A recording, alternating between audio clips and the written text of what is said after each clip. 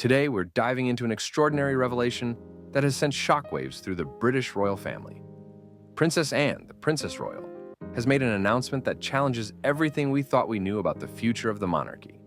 Princess Anne, daughter of the late Queen Elizabeth II and sister to King Charles III, has long been considered the backbone of the royal family. Known for her unwavering dedication to duty and forthright approach, she's earned respect not just within royal circles but across the globe. Now, as she approaches her mid-70s, she's chosen to make her most daring move yet, one that could reshape the monarchy for generations to come. As the only daughter of Queen Elizabeth II, she's witnessed the monarchy's evolution through some of its most turbulent periods.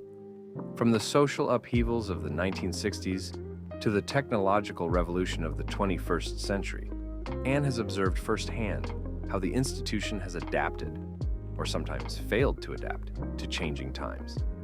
Her credentials for making such bold statements are impeccable.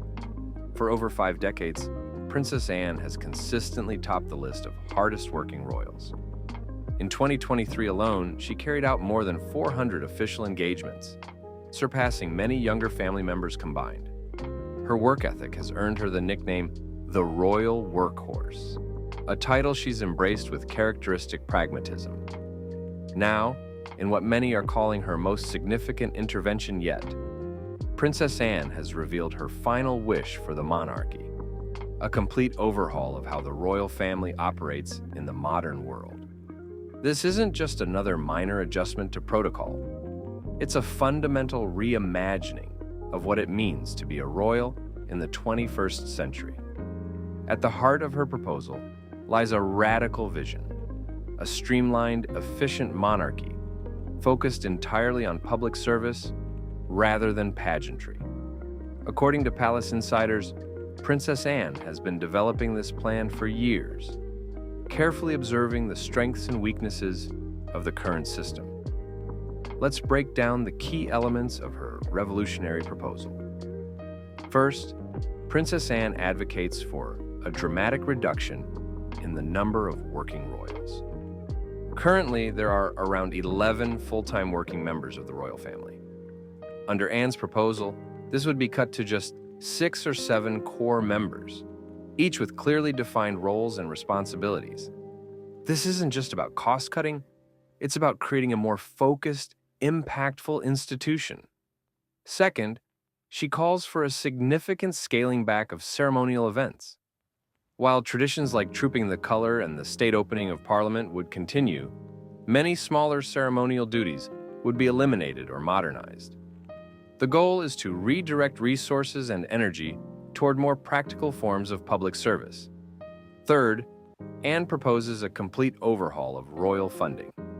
The current sovereign grant, which exceeded £86 million in 2023, would be restructured to focus more on charitable initiatives and less on maintaining multiple royal residences.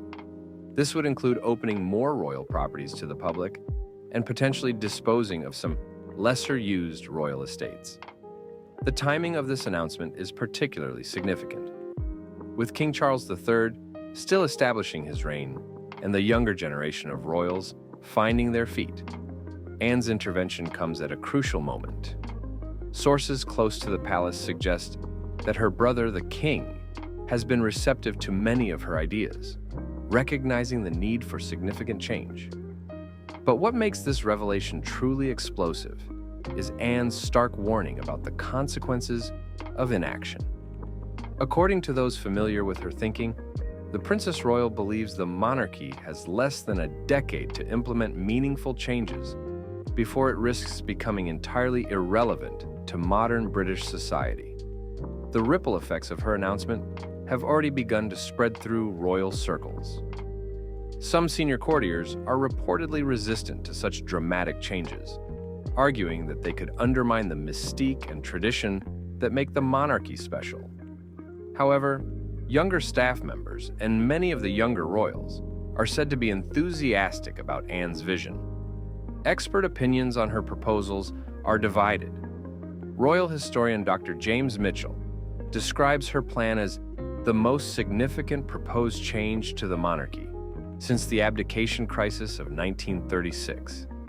He adds, Princess Anne has always been ahead of her time, and her proposal shows remarkable foresight into what the monarchy needs to survive in the modern era. The proposal has also sparked international interest, with other European royal houses watching closely. Several monarchies, particularly in Scandinavia, have already implemented similar reforms, often with positive results. Anne's plan, however, goes further than most in its scope and ambition. Personal anecdotes from those who have worked with Princess Anne over the years paint a picture of someone who has long prepared for this moment. One former aide describes how she would often question traditional procedures, always asking, "Does this actually serve a purpose?" Another recalls her frustration with what she saw as outdated practices that drained resources from more important work. The relationship between Princess Anne and King Charles III adds another fascinating layer to this story. As siblings who have served the crown their entire lives, they share a unique perspective on the monarchy's challenges. Sources suggest that while they don't always agree on specific details, Charles respects Anne's judgment and shares many of her concerns about the institution's future. Technology plays a significant role in Anne's vision. Despite being from an older generation, she recognizes the need for the monarchy to embrace digital communication and modern management practices. Her proposal includes plans for improved digital engagement while maintaining the personal touch that makes royal interactions special. The impact on the next generation of royals would be particularly significant. Prince George, Princess Charlotte, and Prince Louis would grow up in a very different institution from the one their great-grandmother led. Anne's proposal suggests they should have careers and experiences outside the palace before taking on royal duties, something she believes would make them more effective representatives of the crown.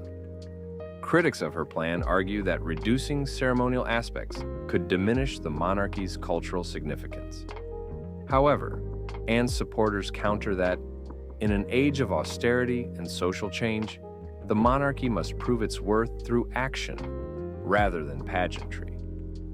As we look to the future, the question isn't just whether Anne's vision will be implemented, but how quickly changes might occur.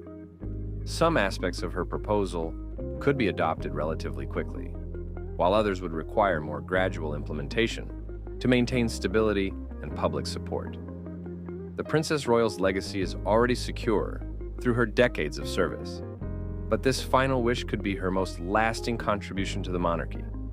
By challenging the institution to reform itself, she's demonstrating the same courage and foresight that has characterized her entire royal career.